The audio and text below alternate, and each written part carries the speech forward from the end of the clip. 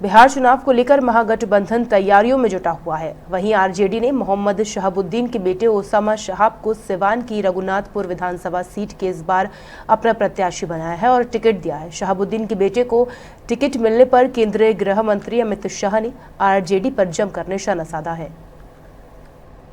बिहार चुनाव को लेकर महागठबंधन तैयारियों में जुटा हुआ है। वहीं आरजेडी ने मोहम्मद शहाबुद्दीन के बेटे ओसामा शहाब को सीवान की रघुनाथपुर विधानसभा सीट से इस बार अपना प्रत्याशी बनाया है।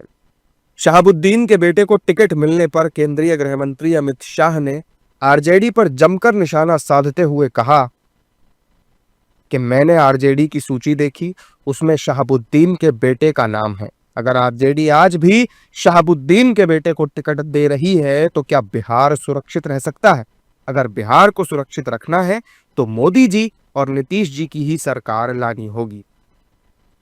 आरजेडी द्वारा मोहम्मद शहाबुद्दीन के बेटे ओसामा शहाब को टिकट देने के बाद बीजेपी और उसके सहयोगी दलों के नेताओं ने भी अमित शाह के बयान का समर्थन किया है।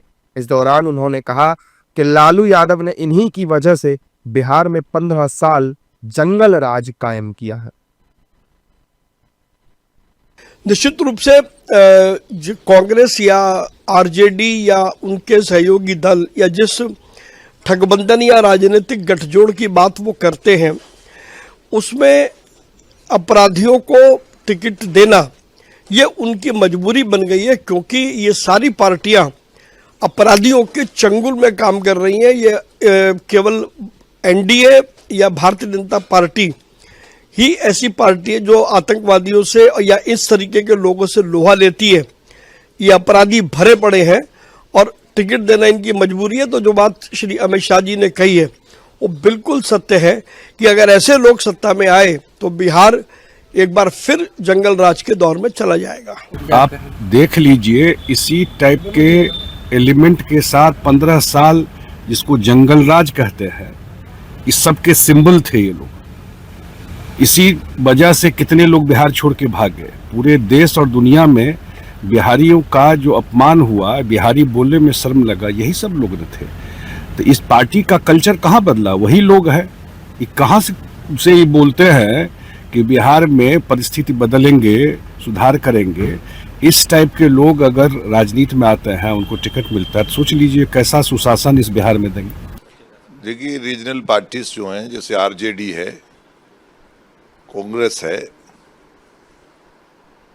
ये इन्होंने इस्लाम की इतना छवि खराब करा है, उसको क्रिमिनल से जोड़ दिया, उनको अनपढ़ता से जोड़ा और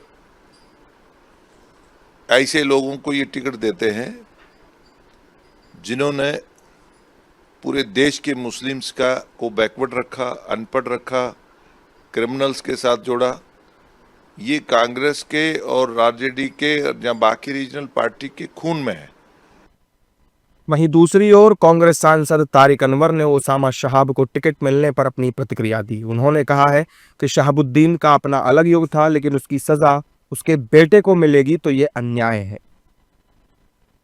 देखिए, शहाबुद्दीन का एक अलग उनका लाइफ स्टाइल था, या वो उनका एक अपना युग था और ये उनका बच्चा है। कोई ज़रूरी नहीं है कि अगर किसी का बैकग्राउंड अगर ख़राब हो तो उसका बच्चा भी ख़राब होगा, ऐसा कुछ नहीं होता है। तो बच्चे पर क्यों लागू होगा वो? ये तो अन्याय हो, उस बच्चे के साथ अन्याय होगा।